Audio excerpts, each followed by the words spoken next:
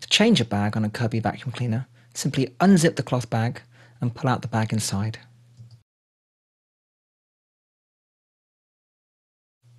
Unclip the cardboard from the pipe and pull the bag off. Your bag is ready for replacement once you exceed the full line. To attach the bag, simply push the bag onto the pipe, fold over the cardboard flap and attach onto the plastic. On different bags, this line tells you when the bag is full. When replacing a bag, use the cardboard on the back of the bag to correspond with the plastic pipe. Simply push on and twist.